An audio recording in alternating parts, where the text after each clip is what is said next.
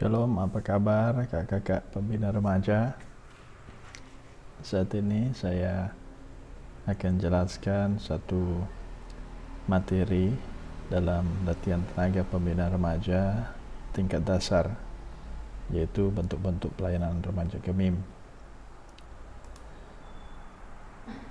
Nah, perkenalkan, nama saya Iwan Frederick dan saya mempunyai moto yaitu melayani adalah sebuah kehormatan. Ya, nah ini kian latar belakang apa yang saya lakukan, tapi itu tidak penting ya. Yang paling penting adalah pembina remaja bisa mendapatkan manfaat dari video kali ini. Nah, di sini ada sebuah majalah dari Inggris yang memuat sebuah artikel, majalah Inggris The Sun yang membuat sebuah artikel Dead at 13. Nah, dengan terjemahan bebas, menjadi ayah di usia 13 tahun. Nah, bagaimana rasanya ya? Pasti agak susah kalau mau dipikir bahwa seorang remaja sudah menjadi ayah. Nah, namun ini saya yakin bukan terjadi di Inggris saja, tapi sudah ada di sekitar kita. Dan juga ini ada sebuah gambar di mana remaja putri mulai merokok ya. Nah, ini gambaran bahwa terjadi masalah di mana-mana. Dan juga ini ada masalah remaja, yaitu drugs atau obat-obatan terlarang. Sebuah gambaran before after ya. Nah, ini saya mendapat informasi dari sebuah majalah Fortune bahwa inilah yang terjadi di Amerika Serikat setiap harinya. Bahwa adalah 1.000 remaja putri yang belum dewasa menjadi ibu. Ada 1.000-an lebih remaja putri melakukan aborsi, 4.000-an remaja terjangkit penyakit seksual menular, 500 remaja mulai memakai obat-obatan terlarang, 1.000 remaja mulai miras, 100 ribuan orang membawa sajam ke sekolah, dan 2.000-an orang drop out dari sekolah, 6 remaja melakukan bunuh diri. Nah, ini terjadi setiap hari di Amerika Serikat. Dan data ini itu diambil pada tanggal 10 Agustus tahun 1992. Wah, sudah lama sekali. Nah, bayangkan ya, itu sudah puluhan tahun yang lalu. Saya melihat sebuah data juga di Indonesia, itu tidak jauh berbeda dengan apa yang dikutip dari Josh McDowell ini. Nah, ini ada beberapa social problems dari remaja yang dihadapi setiap harinya. Di sini ada orang bullying, ya, kita bisa lihat. Ada yang bermasalah dengan berat badan, bermasalah dengan academic problems, dapat F, tidak lulus, social media issue. Ya, kalau dia posting tidak mendapatkan like, dia pasti kecewa, atau gunakan obat-obatan terlarang dan menjadi depresi. Nah, ini masalah-masalah yang dihadapi oleh remaja saat-saat ini. Nah, untuk itu kita sebagai pembina remaja harus mengetahui siapa itu remaja. Menurut Concise Oxford English Dictionary disebutkan bahwa remaja atau teenager is a person age between 13 to 18 years. Ya, orang atau manusia berusia 13 sampai 18 tahun. Sedangkan masyarakat umumnya di Indonesia menyebut masa remaja sebagai mereka yang berusia anak sekolah menengah pertama atau sekolah menengah atas. Bahkan kalau kategori tata gereja, kita tahu bersama bahwa usianya ada di sekitar 12 tahun sampai 16 tahun. Belum 17 tahun ya. Ini menjadi Masalah juga kalau mengikuti lomba. Nah, kita lanjut. Nah, remaja mengalami perubahan. Contohnya perubahan berupa meningginya emosi pada masa remaja. Seringkali mendatangkan berbagai masalah. Inilah yang menyebabkan mereka tidak stabil pada saat harus menghadapi tantangan. Masa remaja dikenal sebagai masa storm and stress. Banyak tekanan di masa-masa ini. Perubahan fisik juga menyebabkan berbagai masalah. Kematangan seksual misalnya, mendorong gairah seksual yang luar biasa yang sering tidak terkendalikan. Makanya di sini kita bisa melihat banyak sekali kejadian seks pada usia remaja. Remaja juga sensitif dengan masalah fisik yang berkaitan dengan pencitraan diri mereka. Misalnya masalah jerawat bisa membuat remaja mengalami stres, ya. Atau juga perubahan sosial di mana remaja tidak lagi dianggap kanak-kanak, namun juga belum dianggap layak sebagai orang dewasa, menimbulkan berbagai masalah. Mereka mengalami krisis identitas. Contohnya ketika orang tua melihat remaja, mereka pengen cari tahu apa yang dihadapi oleh orang tua mereka. Kadang-kala orang tua mengatakan, kamu masih kanak-kanak mau cari tahu urusan orang tua. Nah, di sisi yang lain, ketika mereka mengalami situasi yang berbeda, orang tua mengatakan, kamu kan sudah besar, coba cari jalan keluar sendiri. Nah, ini yang menimbulkan berbagai masalah. Sekali lagi, krisis identitas.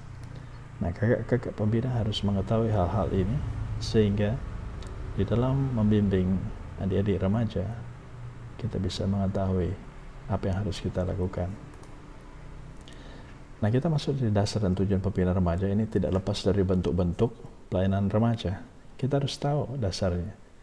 Nah, pelayanan remaja khususnya di GMIM adalah bagian integral dari pelayanan gereja. Gereja dipanggil Kristus untuk melayani dunia karena ia sendiri telah menerima pelayanan Kristus. Artinya diutus. Ya, kita tahu bersama seperti di Yohanes 3 ayat 16 bahwa Allah sendiri mengutus anaknya untuk menjadi penyelamat. Nah, pelayanan Kristus adalah merupakan pelayanan penggenapan rencana karya penyelamatan Allah melalui kelahiran, kematian, dan kebangkitannya. Nah, pokok-pokok ini harus diketahui oleh pembina remaja. Sehingga ketika kita melayani adik-adik remaja, kita tahu apa yang harus kita lakukan, apa yang harus kita rencanakan dalam pelayanan remaja. Nah, ini tujuan umum pelayanan, yaitu meningkatkan hidup beriman dengan berperan serta dalam karya penyelamatan Allah yang digenapkan dalam misi Yesus Kristus ke dalam dunia, serta mewujud nyatakan hidup beriman itu dalam hidup bersaksi, bersekutu, melayani sesuai amanat Yesus Kristus seperti yang disaksikan oleh Alkitab. Nah, ini penting sekali, bersaksi, bersekutu, dan melayani. Inilah tugas kita, tugas gereja.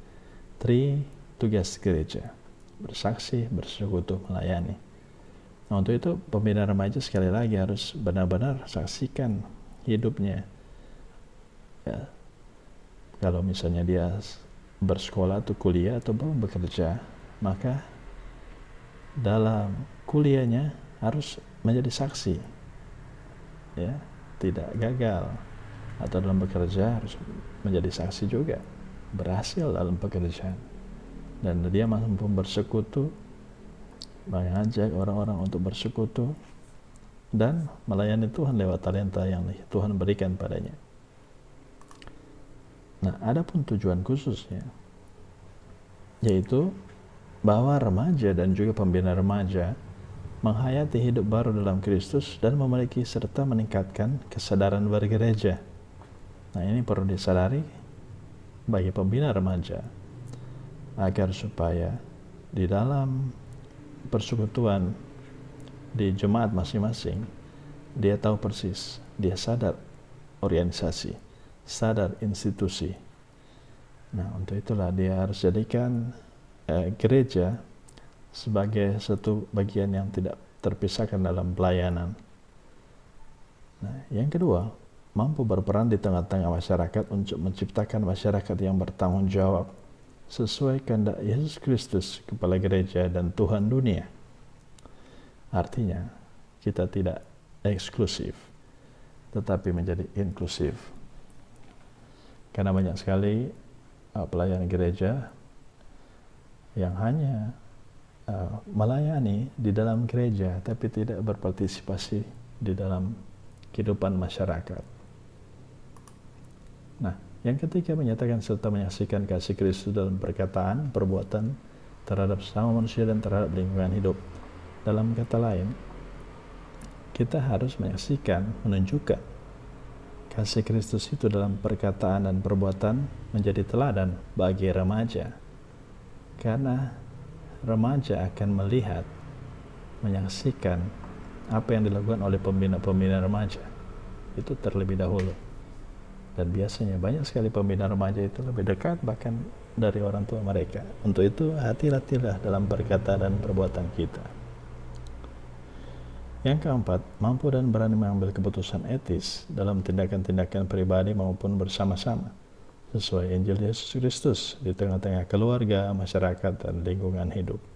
Jadi sekali lagi, pelayanan kita tidak terlepas dari keluarga kita, keluarga remaja kita, ya, masyarakat dan lingkungan hidup yang ada di sekitar kita. Inilah tujuan khusus dari pelayanan remaja. Nah, ada dua syarat penting untuk menentukan bentuk yang digunakan dalam pelayanan remaja. Kedua syarat ini adalah bentuk pelayanan remaja yang didasarkan pada minat dan kebutuhan remaja. Kita lihat. Yang disesuaikan dengan minat artinya pola atau bentuk pelayanannya kita sesuaikan dengan sikap dan perilaku serta keinginan atau kesukaan para remaja. Nah, misalnya remaja di jemaat teman-teman atau kakak pembina mungkin suka di minatnya di musik. Ya, bagaimana cara kita agar supaya minat tersebut dapat disalurkan? Atau mereka minatnya suka dengan olahraga. Nah, kakak-kakak cari tahu lah apa yang menjadi kesukaan, keinginan dari remaja tersebut. Sedangkan yang didasarkan pada kebutuhan, yaitu hendaknya dapat menunjang pertumbuhan dan perkembangan secara biologis, psikologis, dan sosial para remaja. Apa yang dimaksud dengan biologis? Yaitu secara fisik. Bagaimana dia bisa sehat, bagaimana dia bisa bertumbuh dengan baik, ya. Kemudian secara psikologis, bagaimana dia bisa memilih mana yang baik, ya, mana yang benar. Dan untuk sosial, bagaimana dia bisa bersosialisasi, bergaul dengan baik di tengah-tengah masyarakat. Nah, itu yang dikatakan dengan minat dan juga kebutuhan. Nah, ini dalam materi yang kakak punya, ya, itu ada 4 bentuk-bentuk ibadah remaja Gemim. Ada monolog, ada dialog, partisipatif, dan juga simulatif. Nah, monolog, ya, ini biasanya adalah copy paste dari ibadah hari Minggu, di mana satu orang berperan penting, dia berdiri di depan dan adik-adik remaja hanya menonton atau sebagai peserta saja. Biasanya ini tidak terlalu efektif dalam pelayanan remaja. Tetapi jika seorang pembina remaja dapat mengatur, membimbing, mengelola ibadah bentuk monolog dengan baik, nah itu akan juga menjadi daya tarik tersendiri. Dialog berarti terjadi dialog dalam ibadah remaja tersebut. Biasanya dalam PA, dalam diskusi kelompok, dan lain-lain sebagainya. Partisipatif, nah itu juga dapat dikatakan remaja tersebut atau pembina remaja itu berpartisipasi aktif di dalam ibadah tersebut. Ada interaksi. Dan simulatif, dia bisa berupa satu adegan, misalnya dalam bentuk teater, dalam bentuk games dan lain-lain sebagainya. Nah, ini ada satu contoh ibadah bentuk simulatif, yaitu dalam bentuk kebaktian penyegaran iman, Gamim khususnya. Nah, di sini saya mengambil satu tata ibadah, yaitu tata ibadah KPI yang biasanya kita gunakan dalam ibadah-ibadah penyegaran iman oleh Missio Gamim. Di sini ada persiapan, ada praise, puji-pujian, kemudian ada tabisan. Tabisan ini juga kalau misalnya bisa diganti dengan doa buka, esensinya sama. Kemudian ada pengakuan dosa, ini juga bisa dalam bentuk puisi. Adik remaja bisa membaca satu puisi dalam mazmur atau dalam apapun yang cocok dengan pengakuan dosa. Dan berita anugerah Allah, kemudian ada satulah penyembahan dan firman Tuhan, persembahan, doa syafaat dan juga berkat. Nah, apa yang harus kita siapkan kalau misalnya pembina remaja atau adik remaja mau mempersiapkan diri menjadi seorang PL? Apa itu PL? Nah, PL ini adalah pemandu liturgis, ya, sesuai dengan konteks KPI Gamim. Nah, persiapan seorang PL adalah persiapan rohani. Setia bersate, saat teduh, ya. Membaca firman setiap hari, penyembahan pribadi, puji-pujian, ya. Kemudian doa dan baca puasa secara berkala. Doa dan puasa secara berkala, ya. Memiliki motivasi yang benar, kerendahan hati. Persiapan teknis apa saja? Dia harus mengetahui tema setiap lagu pujian penyembahan yang disusunnya. Pemilihan lagu yang tepat ketika mau KPI. Misalnya saat ini di Minggu Sengsara, ya, dia memiliki lagu-lagu yang tepat sesuai dengan kalender gereja. Menjaga kualitas vokal, artinya dia harus latihan pernafasan. Seperti kakak-kakak tahu, ya, di paduan suara ada latihan pernafasan, latihan vokal sebelum mulai latihan. Persiapan bersama tim ini penting sekali, karena dalam KPI harus ada tim, bukan saja dari segi vokal tapi juga dari musikalitas.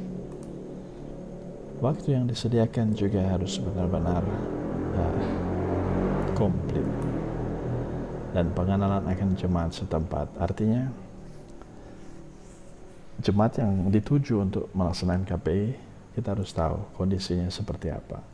Kalau misalnya banyak orang tua, ya berarti KPI-nya kita pilih lagu-lagu yang cocok dengan orang tua, misalnya di Kidung Jemaat, NKB, NNBT.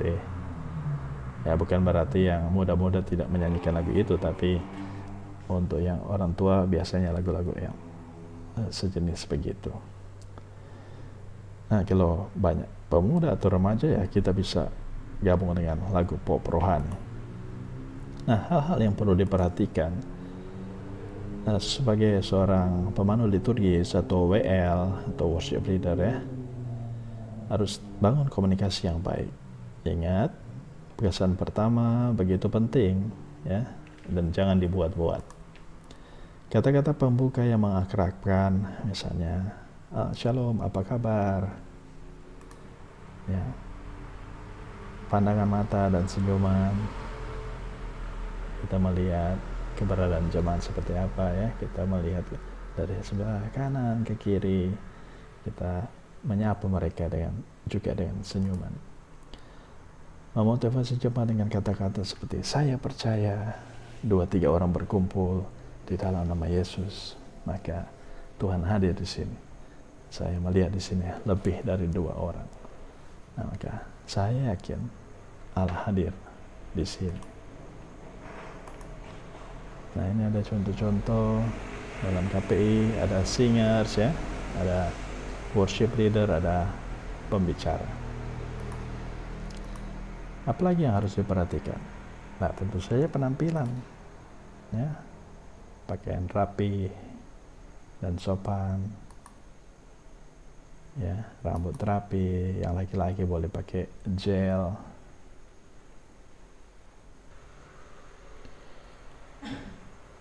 Nah,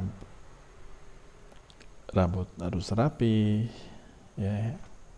Yang laki-laki bisa pakai gel atau krim, ya, supaya terlihat baik. Wajah yang segar, jangan baru selesai main bola langsung ke gereja. Bagusnya mandi dulu, ya, supaya wajah segar, cerah, dan juga bersih. Nah, hindari pertentangan dengan pemusik atau kantori, ya. Artinya jangan ada bermasalah lah dengan tim. Beri aba-aba atau isyarat yang jelas dan disertai dengan senyuman. Kalau terjadi kesalahan, saya sarankan jalan saja terus, supaya ini bisa membantu membangun kepercayaan diri dari tim. Dan ingat, kita sedang menyembah dan memuji Allah dan sedang membangun komunikasi yang akrab dengan Allah. Artinya sebagai pemandu liturgis, sebagai worship leader, kita ini mau mengajak jemaat untuk beribadah, menyembahnya. Maka ingat, sekali lagi ingat bahwa kita ini menjadi alatnya. Jadi jangan menyombongkan diri. Nah, hindari pengulangan lagu yang terlalu banyak yang dapat menjenuhkan. Ya, cukup 2 atau sampai 3 kali pengulangan lah untuk bagian ref. Fleksibel dalam memimpin dan pekah terhadap kehendak roh. Untuk suatu perubahan, misalnya dalam lagu-lagu yang sudah disiapkan, tiba-tiba listriknya padam, ya, maka coba worship leader harus tahu apa yang harus dilakukan. Bisa, ya, lagunya lebih pendek, atau cari lagu yang semuanya tahu dan kita bisa nyanyikan dengan suara yang setengah suara dan langsung diberikan kepada pembicara. Nah, hindari terlalu banyak bicara, karena porsi bicara itu serahkan pada pengkhotbah. Komentar yang tepat pada saat jeda lagu. Ya. Nah, ini yang satu gambar, ya. Contoh lagi dalam KPI.